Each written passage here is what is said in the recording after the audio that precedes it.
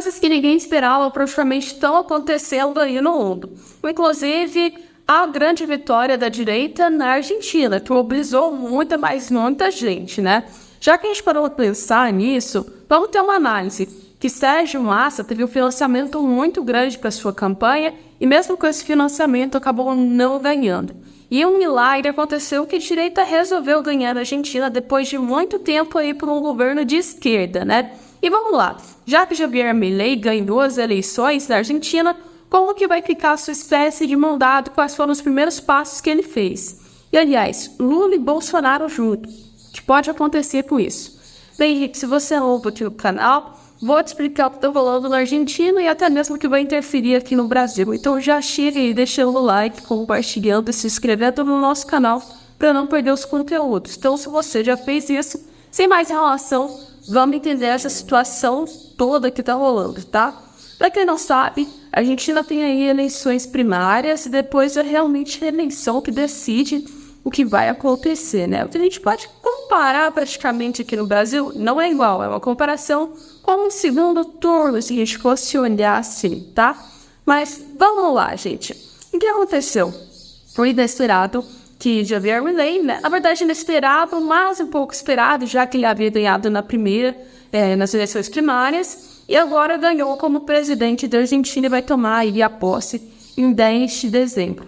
Só que a agenda dele de presentes nessa posse foi algo assim muito rico, se a gente for olhar, né? Extremamente aí voltado para os lados liberais. Por quê? Vamos ter lá na presença o próprio presidente, ex-presidente, né, Jair Bolsonaro, praticamente que ele chamou, né? Junto com o Jair Bolsonaro, a gente tem mais gente aí que vai vindo com ele, né? Ou seja, Michele Bolsonaro vai vir também. Vários representantes do Brasil, incluindo aí o próprio governador de Goiás, de São Paulo e até mesmo, né, do estado do Rio de Janeiro. Tivemos aí Valdemar da Costa Neto, que também vai, e o Eduardo Bolsonaro, que também vai. Então, a galera da direita vai estar bem presente aí, né, na Argentina, né, a galera da direita do Brasil. Mas algo que ele esperou e praticamente todo mundo ficou sem entender foi porque depois de chamar Bolsonaro, né, para fazer parte, né, do seu elenco praticamente, se a gente for olhar, da sua posse, ele chamou Lula. Mas assim, até aí tudo bem, mas vamos entender esse contexto do que todo mundo está sem aí complexamente pensando por que foi um pouco incoerente ele chamar o presidente do Brasil. Na época de campanha, que o Javier Milei estava fazendo sua campanha, né, e não tinha ainda certeza se iria ganhar, ele criticou bastante o governo Lula aqui no Brasil, tá? E além disso, chamou até o próprio presidente, né, de corrupto, de presidiário, e além disso também colocou ele como comunistas. E disse que não queria papo com nenhum país ou com nenhuma nação, ou qualquer coisa nesse sentido, né, que fosse voltada ao comunismo. E nisso aí incluiu propriamente o Brasil e a China, né? Coisa que a gente viu que não foi tão possível assim, né? E não foi tão previsível que isso iria acontecer. Já que grande parte da economia argentina, né, e dos comércios internacionais que a gente viu que a Argentina tem, é com o próprio Brasil e com a China. Então, se ele pretende fazer a economia meio que alavancar, ou então subir, como ele próprio já disse nas suas metas de campanha, que é claramente, né, a privatização, já que ele apoia aí, né, as teorias libertárias, ele não vai conseguir se ele cortar todos os laços com os maiores compradores e vendedores, praticamente, dos produtos argentinos, entendeu? Então não tem como ele fazer isso. O que forçou ele a mudar um pouco a postura, porque simplesmente ele entendeu que o Lula, tanto na posse, talvez daria um pouco para ter um diálogo, ele não podia cortar as relações completas com o Brasil, tá? Mas claramente o Lula não ia aparecer nessa posse, né? Porque, pensa, ele é um candidato voltado às linhas de esquerda. Como que ele vai numa posse onde está praticamente assim, Bolsonaro, que é um candidato que é de direita, que a gente sabe que o Brasil teve muita rixa entre Bolsonaro e Lula, que gerou várias outras coisas, né? Inclusive manifestações e críticas sociais e uma quantidade imensa de coisas. Como que ele vai para lá, num evento onde o Bolsonaro vai estar e a maioria das pessoas da direita vai estar, né? Meio que Lula usou essa parte de coerência aí, né? E também, propriamente, Javier Milei já tinha aí praticamente falado coisas um pouco pesadas sobre Lula, né? Não faria muito sentido ele falou que não ia, o Lula já confirmou que não vai ter sua presença, mesmo que o próprio Javier Milei tenha mandado uma carta para o Mauro Vieira, a gente viu que o Lula respondeu que não irá estar presente nessa reunião aí, né, e nessa posse, mas aí que pode fazer um telefonema, né. Ele publicou também no Twitter falando que, tipo, ele agradece aí que a carta, deseja o melhor pelo povo argentino, mas aí não vai poder comparecer. Acontece, Lula já foi fora dessa aí, não está presente. Talvez nem faça seu telefonema para Javier Milei. Então, vão manter relações? Provavelmente a gente sabe que já que a questão é meio que econômica, não tem como se manter ideologia, né? Porque vai ter muito dinheiro envolvido nesse contexto. Então, provavelmente a gente vai ver também que as relações econômicas entre a Argentina e o Brasil não vão ser canceladas como Javier Milei tinha planejado. Pelo menos no momento, ainda não, já que ele precisa ter seus planos. E os seus planos estão o quê? Vamos entender a situação aí do que ele propõe para a Argentina que pode influenciar praticamente aqui na América Latina, né? Vamos lá. Ele quer simplesmente ter a dolarização. Algo que eu acho certo, porque a moeda argentina já está completamente falida, se a gente for olhar. É tanto que várias pessoas no próprio país merecem, né? Preferem, na verdade, meio que ter a moeda de outros países, do receber em dólar, receber no real, tem que ir na moeda argentina, no peso argentino.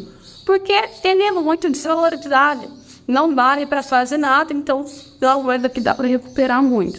Então, o que seria o correto? Realmente seria a dolarização, algo que pode ser um pouco complicado, já que o país não possui tanta reserva assim.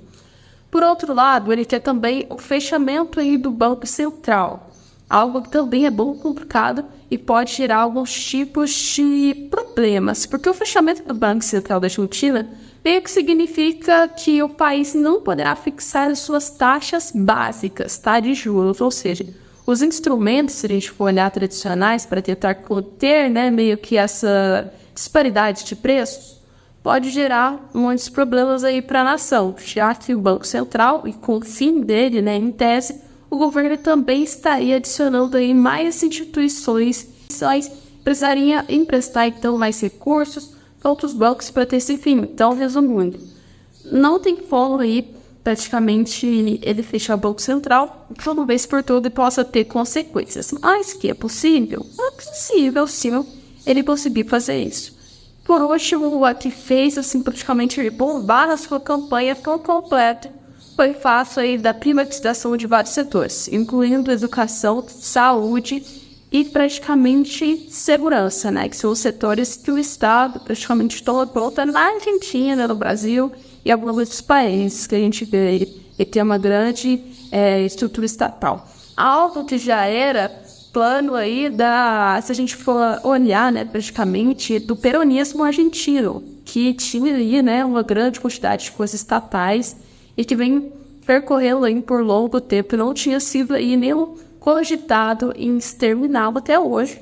Mas, assim, um dia sempre chega e esse dia chegou e Javier Milei vai acabar, então, com essas teorias estatais. Mas, como eu disse, pode ter problemas, ou não pode ter problemas, porque se a gente for olhar, a questão de uma saúde pública pode ser bom, sim, para o país. Querendo ou não, muita gente não tem aí o dinheiro necessário para poder, né, ter uma saúde privada, que é muito caro ir para o hospital, gente. Eu fui para o hospital uns tempos para trás, foi assim, eu tomei um soro na veia e eu paguei quase R$1.000. Então, tipo, muito caro o serviço de saúde privada. Acontece que para ele fazer esse tipo de situação, ele vai precisar fazer o quê? Ele vai ter que analisar o salário em média das pessoas, porque não adianta a gente ter igual aqui no Brasil, por exemplo, privatizar tudo aqui, né? Vamos lá, mas o salário mínimo aí tá muito baixo, cara. O salário mínimo não dá nem para você arcar com lazeres, imagina, então, você tem que pagar a saúde privada, né? É o que ele está querendo fazer, então, na Argentina, porque ele vai fazer um rol de empresas que vão fornecer isso, que é aí, claramente, o que a categoria privada faz, né? Tem várias empresas e você escolhe qual você quer, não é somente uma, como se a gente for analisar o Brasil, que é o SUS, que é o público, Tem os privados, mas assim, o público é somente um, que é o FIIs. Mas a gente vê também que para ele conseguir chegar nessas arquiteturas, tudo, ele vai ter que fazer praticamente um rol de processos para conseguir isso. Educação, ele quer colocar que a educação seja simplesmente privada também, e não seja obrigatória. Então, resumindo, se você quiser ter estudo, você pode ter estudo, você paga. Se você não quiser, você não paga e não tem estudo. Também eu acho que pode ser um pouco mais radical, porque o estudo, querendo ou não, é importante, pelo menos até o ensino fundamental, assim, até o ensino médio, na verdade. Eu acho que é importante, sim, porque tanto português quanto a matemática, se a gente for olhar, são coisas básicas que usam na vida. Então, uma pessoa que não tem escolaridade, ela meio que vai ficar, então, com menos oportunidades de emprego, com menos oportunidades, praticamente, perante a sociedade. Então, acho que isso aí foi um pouco radical. O ensino pode sim ser privado, né? Pode ter o financiamento até mesmo do Estado para cada cidadão, e ele escolhe aí praticamente quanto que ele vai querer pagar. Mas, assim, são medidas que eu acho que pode dar certo, sim. São medidas boas, mas, assim, precisa ter um grande rol de atividades para conseguir chegar nesse nível. Ou seja, não dá para fazer praticamente um ano, vai levar quase um mandato inteiro dele para ele conseguir fazer isso. E são medidas muito radicais. A gente tem que pensar que a Argentina está saindo de uma Argentina agora praticamente quebrada, falida. Ele está querendo tornar em um país praticamente de primeiro mundo. Se for olhar, as medidas que eles estão colocando são bem parecidas com medidas americanas, né? Aliás, até Donald Trump vai estar lá na própria posse de Javier Milei. O que ele provavelmente vai aproveitar, né, para falar sobre essa questão de dolarização, se a gente for parar para pensar. Mas vamos voltar lá para o contexto. Acontece que, para chegar nesse país de primeiro mundo, que ele está planejando, ele vai precisar, então, ter, com certeza, um rol de atividades aí para conseguir isso. Não cabe a mim dizer que está certo, não cabe a mim dizer nada sobre isso, se realmente ele vai conseguir, mas assim, estamos aqui para analisar o que vai acontecer com a Haitiana nesses próximos anos. E, aliás, pode influenciar bastante até nas relações econômicas do Brasil e mesmo aí também e com as uniões, né, se a gente for olhar assim, e os blocos econômicos, como até o Mercosul ou propriamente o BRICS, tá? Bem, gente, esse foi o vídeo de hoje, espero que vocês tenham gostado. Se vocês gostaram, deixa o like, compartilha e se inscreva no nosso canal, que a gente vai trazer vídeo para vocês todos os dias aqui. Um beijo e até lá!